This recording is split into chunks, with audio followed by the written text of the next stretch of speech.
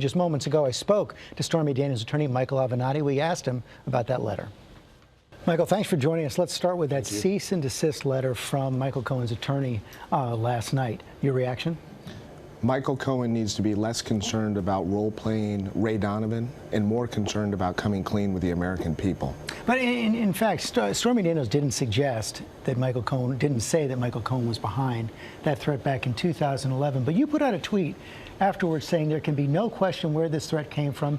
It could have only come from one place. Where? It had to have come from someone associated with Mr. Trump. There's no other place for it to have come from. It didn't come from the magazine. That makes no sense. It certainly didn't come from my client. There's only one other place that it could have come from. And that threat was terrifying to my client. Terrifying at the time, but she did not go to the police. Did she talk to anybody else at the time about that threat? She was scared. No. So it's going to be very difficult for you to back up your claim that this came from Mr. Trump. I don't think so. I think we're going to get to the bottom of this. I think we're going to get to the bottom of the threat, the agreement, and the bottom of the $130,000 payment. But to be clear, do you have any evidence at all that ties either Michael Cohen or President Trump to this threat? Other than common sense at this time, no. Let's also go to the other evidence that was not produced last night. Stormy Daniels, during the interview with Anderson Cooper, said she was advised by you not to discuss any further evidence. Why? Because we're in the very early stages of this case, and we're not going to play all of our cards at this juncture. No good attorney would. There's going to be a lot of evidence that's going to come to light in the coming weeks and months, and we're confident that when all of the facts are laid bare for the American people, they are going to learn exactly what happened here. But you did put out that tweet a few days ago showing that CD saying a picture's worth 1,000 words. How much could this one be worth? Why put out that tease if you're not going to show the evidence? Because it was a warning shot to Mr. Cohen and the president that they better be very careful about denying what happened. And what's interesting is we get a cease and desist letter.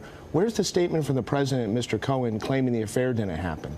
Where's the statement from them claiming... Well, they've said that many times in the past. Well, no, actually, the president has never denied that. He's never denied it. He's been silent. He can tweet on every other subject known to mankind, but for some reason he can't come out and deny the affair. He can't come out and deny the existence of the agreement and his knowledge of it, and he can't come out and deny the $130,000 payment. Why is that? Well, the president yesterday had one of his friends, Chris Ruddy, was on This Week saying this is what the president thinks. Let's take a look.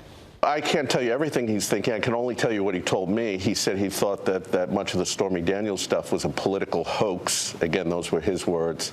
His words, political hoax. Yeah, it's a hoax like the moon landing, and it's a hoax like 9/11. What a joke. You send out a surrogate to call this a hoax?